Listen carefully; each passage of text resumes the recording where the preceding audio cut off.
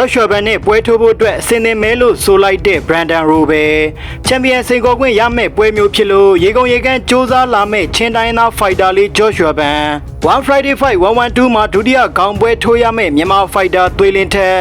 အားလုံးပဲမင်္ဂလာပါခင်ဗျာကျွန်တော်တို့ Top 5 MMA ကနေအားကစားသတင်းတွေတင်ဆက်ပေးနေပါတယ်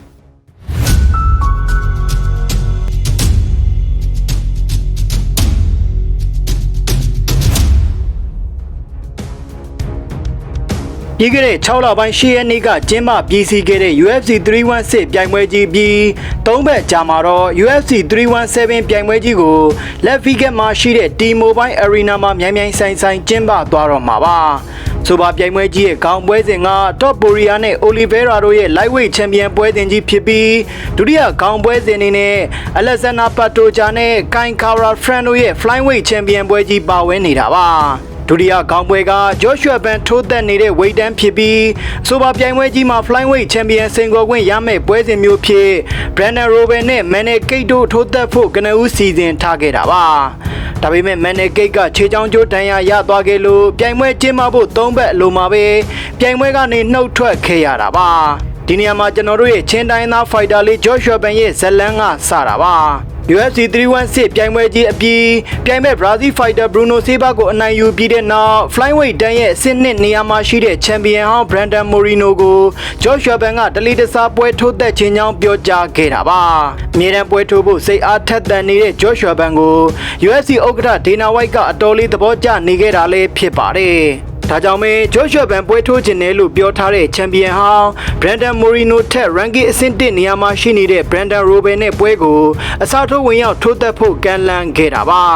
Joshua ဘန်ကလည်းရလာတဲ့ခွင့်ရေးကိုကောင်းကောင်းအသုံးချခြင်းတဲ့အတွက်နိုင်ပိုင်းအတွင်းမှာပဲနီးပြအဖွဲ့တွေနဲ့တိုင်ပင်ပြီး Manny Pacquiao နေရာမှာအစားထိုးဝင်ရောက်ထိုးသက်ဖို့လက်ခံခဲ့တာဖြစ်ပါတယ်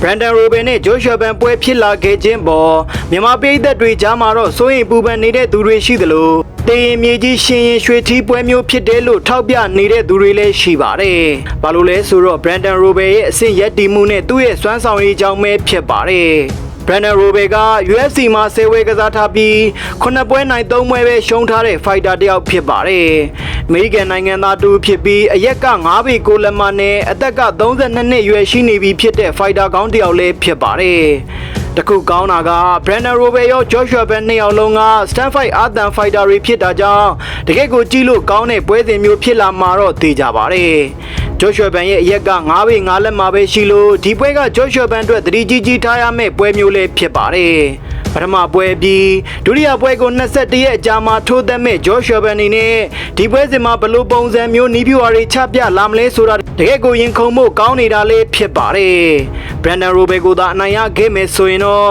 Joshua ဘန်အတွက်ချန်ပီယံစိန်ခေါ်ခွင့်မှာရရှိလာနိုင်တာမျိုးထိခွင့်ရေးရရှိသွားမှာပါ။ Joshua ဘန်ကလည်း UFC မှာ10ပွဲကစား9ပွဲနိုင်တပွဲပဲရှုံးထားတဲ့ fighter ဖြစ်လို့ခေသူမဟုတ်ဘူးဆိုတာ Brandon Royval လည်းကောင်းကောင်းသိနေမှာပါဒါကြောင့်အမေရိကန်နိုင်ငံသား Brandon Royval က Joshua ဘန်ကိုသူကစွမ်းဆောင်ရည်ကောင်းတဲ့လူငယ် fighter တစ်ယောက်ဖြစ်လို့သူနဲ့ထိုးသက်ဖို့အဆင်သင့်မဲလို့ဆိုလာခဲ့တာပါUFC လို့ကမ္ဘာကျော် promotion ကြီးမှာပွဲရကျန်းနေတဲ့ချင်းတိုင်းသား fighter လေး Joshua ဘန်ကိုကျွန်တော်တို့စောင့်မျှော်အားပေးလိုက်ကြရအောင်ဗျာမြန်မာ fighter သွေးလင်းထက်ကတော့လာမယ့်တောက်ကြနေ့6လပိုင်း23ရက်နေ့မှာကျင်းပသွားမယ် One Friday Fight 112ပြိုင်ပွဲမှာ Thai fighter Gripen နဲ့ဒုကောင်ပွဲတစ်ပွဲဖြစ်ရင်ဆိုင်သွားရတော့မှာဖြစ်ပါတယ်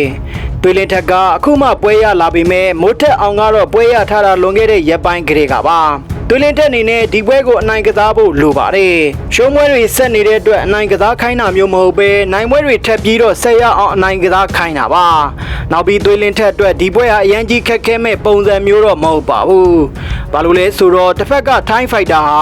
record ပိုင်းမှာလည်းအရန်ကြီးစိုးရင်ရမဲ့ fighter မျိုးမဟုတ်ပဲငါးပွဲထိုး2ပွဲနိုင်ရလက်သာရှိနေပြီးလက်ရည်ပိုင်းမှာဆိုရင်လည်းသွေးလင်းထက်ကသာပိုကောင်းနေတာဆိုပြီးယူဆလို့ရတဲ့အနေထားမှာရှိပါတယ်။ဒါပေမဲ့သတိထားရမယ့် fighter တွေမှာတော့ပါနေပါတယ်။ဒါကြောင့်နိုင်နဲ့ငါးလောက်တော့မကောင်းဘူးဘာညာဆိုပြီးပေါ့ဆနေလို့တော့မရပါဘူး။နိုင်နဲ့ဆိုရင်လည်းအလဲထိုးပြသွားရမှာပါ။သွေးလင်းထက်အနေနဲ့ကလည်းတေချာသာစူးစမ်းလာမယ်ဆိုရင်အလဲထိုးနိုင်ပွဲရယူနိုင်မယ်ဆိုတာတော့သိကြပါတယ်။နောက်ပြီးသွေးလင်းထက်ရော Gripen ရောက One Championship မှာနောက်ဆုံး2ပွဲသက်နိုင်ထားတဲ့ fighter တွေဖြစ်တာကြောင့်အချိန်ကတော့မြင့်နေမှာသိကြပါတယ်။ဒီတော့အနိုင်ရလို့စိတ်နဲ့လုံးပြခြင်းစိတ်ပိုများတဲ့သူကသာအနိုင်ရသွားမယ်ထင်ပါတယ် မာဂုံရဆိုရင်လေခရစ်ဘက်ကအရန်ကြီးကောင်းနေတာမျိုးမဟုတ်ပဲသွေးလင်းထက်ကသာသူ့ထက်မာဂုံမြင့်တဲ့ဖိုက်တာမျိုးဖြစ်ပါတယ်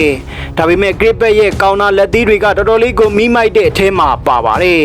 တစ်ဖက်ကတိုက်စစ်ရန်ဖွင့်လာပြီးခက်ပွင့်နေတဲ့အချိန်မျိုးမှာသူ့ရဲ့ကောင်နာတွေကအားပါထိကျက်ပြင်းပြီးတစ်ဖက်ဖိုက်တာကိုဖင်ထိုင်ရဲ့ကြားစေတဲ့အထိတကယ့်ကိုအားပါလွန်ပါတယ်။ဒါကြောင့်သွေးလင်းထက်အနေနဲ့ပြီးခဲ့တဲ့ပွဲစဉ်တွေကလိုပဲပပနက်နဲ့ရင်ဆိုင်သွားဖို့ရည်ကြီးပါတယ်။နောက်ပြီးအဆိုပါပွဲစဉ်တွေမှာထုတ်သုံးခဲ့တဲ့တိုက်ခွက်ဆန်းတွေကိုဒီလာမဲ့ပွဲစဉ်မှာလည်းထုတ်သုံးနိုင်ခဲ့ရင်သွေးလင်းထက်အနေနဲ့တေချာပေါက်နိုင်ပွဲထက်ရမှာပါ။ဒီကတော့ဘယ်ဖိုက်တာပဲလာလာကိုယ့်ဘက်ကသာပညာဆုံးအောင်ပြင်ဆင်ထားရင်ဘယ်သူနဲ့မဆိုအေးအေးဆေးရင်ဆိုင်လို့ရပါတယ်။ထိုင်းဖိုက်တာရဲ့အခြေအနေကိုသာစောင့်ကြည့်ဖို့လိုပြီးသွေးလင်းထက်ကလည်းသူ့ဘက်ကသာတေချာပြင်ဆင်လာမယ်ဆိုရင်နောက်ထပ်နိုင်ပွဲထက်ရနိုင်တဲ့အနေအထားမျိုးပါပဲ။ပွဲကတော့ One Friday Fight 112ရဲ့ဒုကောင်ပွဲစဉ်ဖြစ်နေလို့တကယ့်ကိုကြည့်လို့ကောင်းတဲ့ပွဲစဉ်မျိုးဖြစ်နေမှာဖြစ်ပါကြောင်းသုံးသက်ပြောကြရင်ကျွန်တော်တို့ရဲ့စီစဉ်လေးကိုဒီနေရာမှာပဲရန်နာလိုက်ပါသေးဗျာကြည့်ရှုနားဆင်ကြတဲ့အတွက်အားလုံးပဲကျမ်းမာချမ်းသာကြပါစေခင်ဗျာ